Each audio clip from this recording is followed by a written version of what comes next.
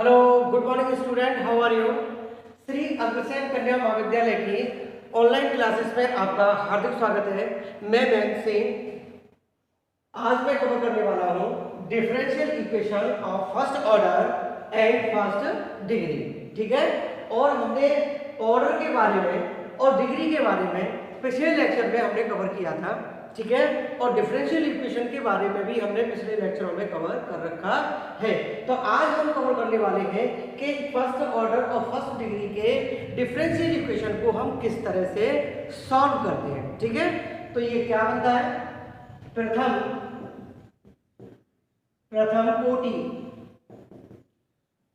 कोटि एवं प्रथम घात के अवकल समीकरण।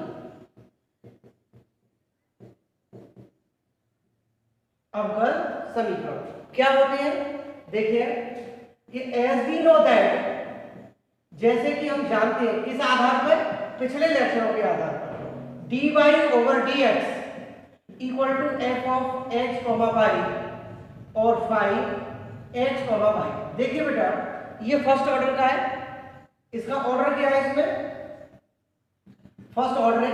और डिग्री क्या है बेटा, इसकी डिग्री भी कितनी हो गई, 1 हो गई। ठीक है, तो हमें सॉल्व कौन सा करना है, फर्स्ट ऑर्डर और फर्स्ट डिग्री का। तो इसमें ये कैसे सॉल्व करेंगे, एक बार हम लिख लेते हैं कि dy over dx equal to f of x comma y और five of x comma y। देखिए ये फंक्शन है और ये भी फंक्शन है। ये f वाला फंक्शन बेटा, ये जो है आपका x का भी हो सकता है और आपका y भी का हो सकता है और x y दोनों का हो सकता है और ये कांस्टेंट भी हो सकता है। इसी तरह से आपका ये है, आपको कौन सा 5, ये भी फंक्शन आपका x का है या x का हो सकता है और ये y का भी हो सकता है और x y दोनों का हो सकता है, या फिर ये जो है आपका कांस्टेंट भी हो सकता है। तो इसको हम कैसे सॉल्व करेंगे कि फाइव ऑफ x y और dy इक्वल्स टू कि f ऑफ x y और dx। इसको इक्वेशन फर्स्ट लेते हैं। ठीक है, इस तरह से ये बनकर आता है। ठीक है, इसको अगर हम सुविधा के रूप में लिखें, सुविधा के रूप में यानी सुविधा के लिए, तो ये कितना होगा, m dx plus n dy equal to 0। इसी से प्राप्त हुआ ये इक्वेशन है कि जहां m और n क्या है कि चर माने वेरिएबल के बारे में मैंने पहले बता दिया आपको कि वेरिएबल है, वेरिएबल चर, यानी ये x या y या दोनों के फलन हो सकते हैं। m और n जो है वो चर x या x का भी हो सकता है या फिर वो y का हो सकता है या फिर वो दोनों के फलन हो सकते हैं, अथवा कांस्टेंट भी हो सकता है बेटा, स्थिरांक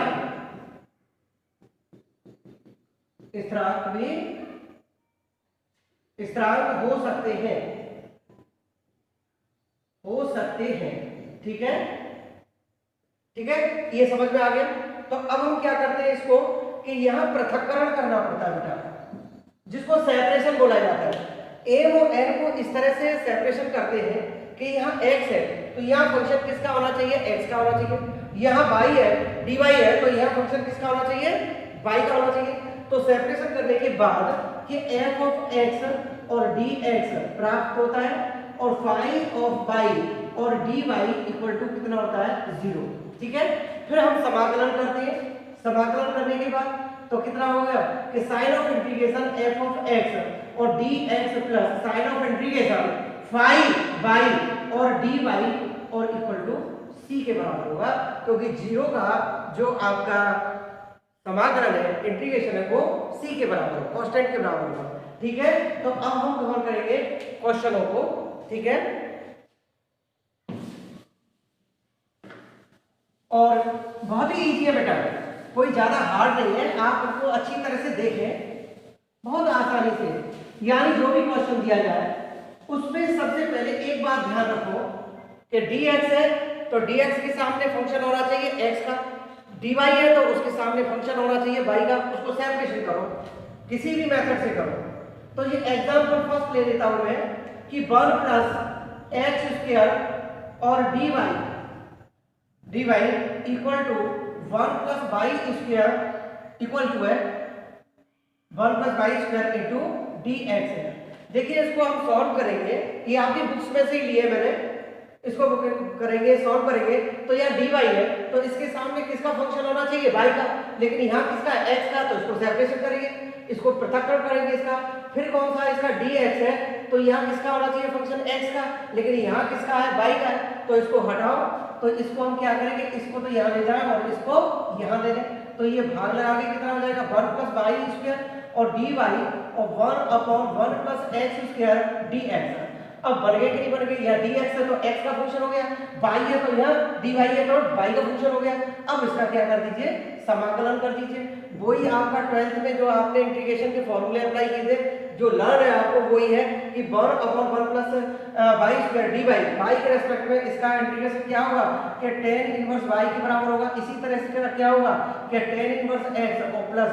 अब बात आती है कांस्टेंट की। कांस्टेंट की कोई वैल्यू नहीं होती बेटा, कांस्टेंट को कोई भी निश्चित मान नहीं होता, उसको हम अपनी सुविधा के अनुसार सिलेक्ट करते हैं। देखो c कर दिया तो बात यहीं पे खत्म हो जाती है, लेकिन इसको देखो यहाँ tan है तो यहाँ क्या करेंगे कि tan इनवर्स c कर सकते हैं, ये भी एक कांस्टेंट है।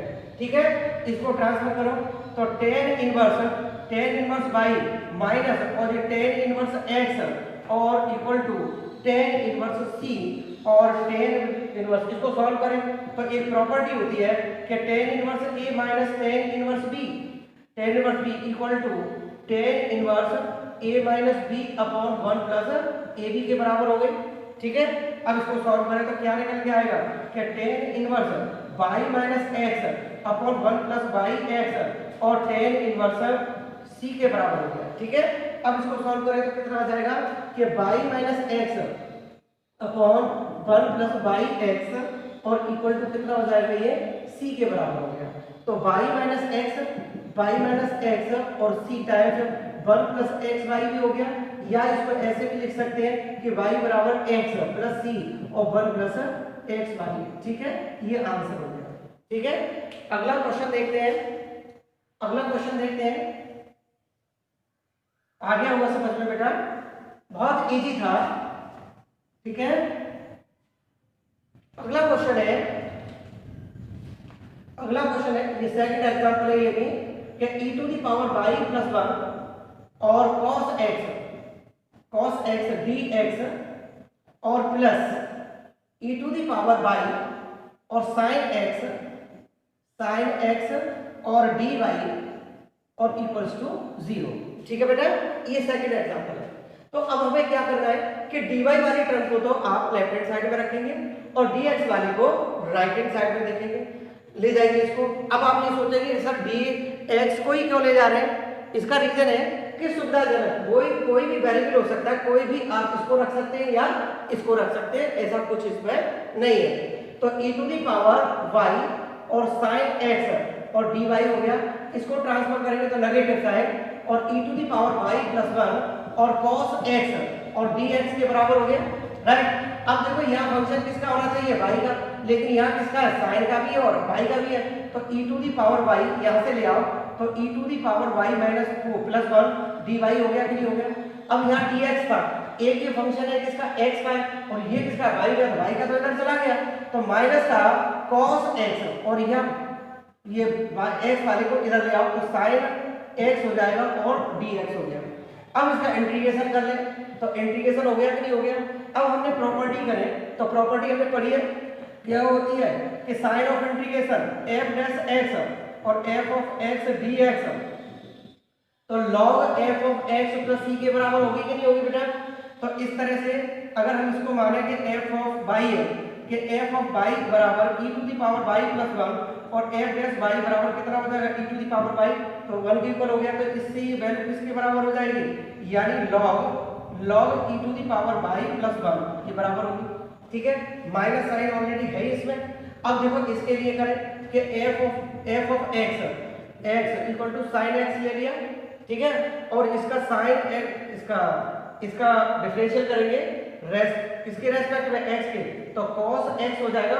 तो ये बढ़ गया कि नहीं बढ़ गया ऊपर, ये फंक्शन अप्लाई हो गई इसमें, तो ये क्या आ जाएगा कि log और sin ऑफ x प्लस, अब कांस्टेंट वाली बात आती है, log है इधर log है, तो इसका log से ही इसको सुविधाजनक ले लेते हैं, log c, इसको ट्रांसफर करें तो कितना हो जाएगा कि log e to the power y plus 1 और प्लस और log, और ये बनेगा हमारा sin x, ठीक है बेटा, और equal to log of c, ठीक है। अब इसको हम कौन से प्रॉपर्टी अप्लाई करें कि log m और log n equal to log mn के इक्वल होता है कि नहीं होता है, तो इससे क्या बनेगा हमारा कि log e to the power y plus 1 और sin x और इक्वल्स टू और log c, तो e to the power y plus 1 और sin x और इक्वल टू c, ये यहां तक बनेगा, ठीक है। आगे ना समझ में, बहुत इजी है, ठीक है। अब हम चलते हैं कहां, एक्सरसाइज पर। तो एक्सरसाइज में क्वेश्चन दे रखे हैं आपके,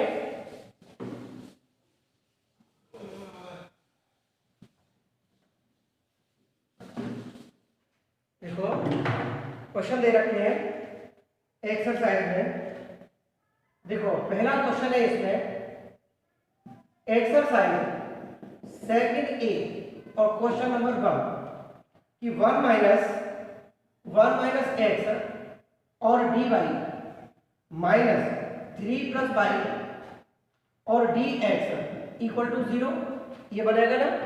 इसको भी आप करेंगे, आप ट्रांसफर करिए कि 1 माइनस एक्स वो पृथक करो, सेपरेशन करो कि डी वाई रख दिया, इसको ले जाएंगे तो 3 प्लस वाई और ये डी एक्स के बराबर हो गया। अब आप क्या करें कि ये तो आपका डी वाई है, तो फंक्शन किसका होना चाहिए, वाई का, लेकिन है एक्स का, और यहाँ डी एक्स है तो यहाँ फंक्शन किसका, वाई का, लेकिन होना क्या चाहिए, एक्स का। तो कैसे होगा कि इसको यहाँ ले जाओ, डिवाइड कर दो और इसको इस पर डिवाइड करो, तो नेक्स्ट स्टेप क्या होगा, तो 1/3 प्लस वाई और ये डी वाई और 1/1 माइनस एक्स और डी एक्स के बराबर हो गया। तो अब इसका इंटीग्रेशन करो, तो इंटीग्रेशन करेंगे तो देखो इसका करें तो कोई प्रॉपर्टी लगाओ apply, sign of integration F dash x और F x into D x equal to कितना हो जाएगा बेटा, log F of x plus C के इक्वल हो गया, राइट। इसको हम माने कि F of x equal to कितना है, 3 प्लस वाई है, वाई के रेस्पेक्ट में लें तो एफ डैश वाई बराबर कितना हो जाएगा, 1 के इक्वल है। तो ये किसके इक्वल हो गया कि log 3 प्लस वाई के इक्वल हो गया 3। इसी तरह से इसको देखें कि F of x equal to 1 minus x है और एफ डैश एक्स लें तो बेटा वो -1 के बराबर है। तो आप क्या कर सकते हैं, माइनस यहाँ ले लीजिए और माइनस यहाँ कर दीजिए, ठीक है।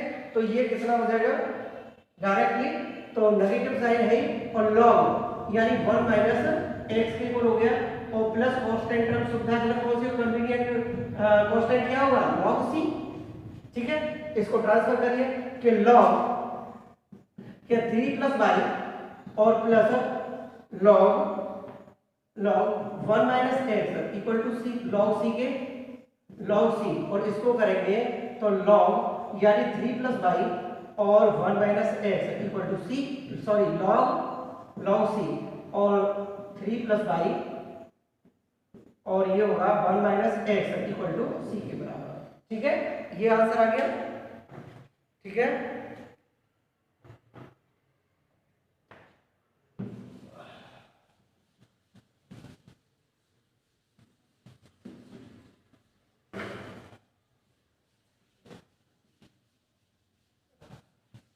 देखो एक क्वेश्चन था 7 क्वेश्चन देखते हैं आप इसमें। तो 7 क्वेश्चन क्या होगा कि A X D Y over D X plus 2y equal to X Y और D Y over D X, ठीक है बेटा, ये है। तो कितना आएगा इसमें, मल्टीप्लाई करो इसको कि A X D Y over D X है प्लस 2a वाई और ये कितना हो जाएगा X Y D Y over D X है। इसको ट्रांसफर करो कि A X D Y over D X minus का एक्स वाई और D Y over D X और नेगेटिव का 2a वाई के बराबर हो गया, ठीक है। इसमें से कॉमन लें कि A x minus x Y और इसमें से dy ओवर dx हो गया बेटा, और नेगेटिव का 2a y के बराबर है। ठीक है, तो यहाँ से x भी तो कॉमन ले सकते हैं, a माइनस वाई, और dy और इक्वल टू माइनस का 2ay और dx कर सकते हैं। ठीक है, dx है, तो यहाँ x के सापेक्ष होना चाहिए, वो y का या dy है, तो फंक्शन किसका होना चाहिए, y का, लेकिन x है तो x को इधर ले जाओ, y को इधर ले जाओ, तो a माइनस वाई अपॉन कितना हो जाएगा y और dy। ठीक है, माइनस का 2a तो है ही, और इधर लाएंगे तो कितना हो जाएगा कि 1 अपॉन x और dx के बराबर होगा। ठीक है, अब देखो इसमें क्या होगा कि इसमें डिवाइड कर दें कि a अपॉन वाई माइनस 1 और dy, और इसका कितना हो जाएगा माइनस का 2a और 1 अपॉन x और dx है। अब इसका इंटीग्रेशन करो, तो a 1 अपॉन वाई dy और ये dy, ठीक है, और माइनस का 2 और 1 अपॉन x और dx के बराबर हो गया। ठीक है, तो ये कितना हो जाएगा बेटा, a log y के बराबर है, और ये कितना हो जाएगा y, ये y है, और इक्वल टू ये कितना होगा माइनस का 2 और log किसके बराबर है, log x के बराबर होगा। अब सुविधाजनक क्या ले लें कि प्लस सी ले लें, क्या ले लें, इसमें प्लस सी ले लेते हैं। अब इसको इधर लाओ और इसको इधर ले जाओ, तो देखो a log y और प्लस 2a log x। ठीक है बेटा, इधर लेंगे तो कितना हो जाएगा कि y प्लस सी। ठीक है, y प्लस सी, इसको यहां ले सकते हैं, एक प्रॉपर्टी होती है कि log m n equal to n log m से, तो इस वाली टर्म को करें तो इसको आगे ले जा सकते हैं, तो ये क्या हो जाएगा कि a log y प्लस और a log x to the power x square हो गया, और ये y प्लस c के बराबर है, और a इसमें से कॉमन ले लें तो log कितना हो जाएगा y प्लस और log x स्क्वायर और y प्लस c, और ये किसके बराबर है कि log y x स्क्वायर होगा, और a से इसमें क्या कर देते हैं, डिवाइड कर देते, तो डिवाइड करके y plus c upon a आ जाएगा। ठीक है बेटा, और ये कितना आ जाएगा, देखो ये किसके बराबर होगा कि log y x square is equal to कितना है इसमें y plus c upon a, तो y x square equal to कितना हो जाएगा e to the power y plus c upon a। ठीक है बेटा, यही आंसर था इसका। तो आज के लिए इतना ही, कल फिर और हम कवर करेंगे। Thank you very much. ठीक है।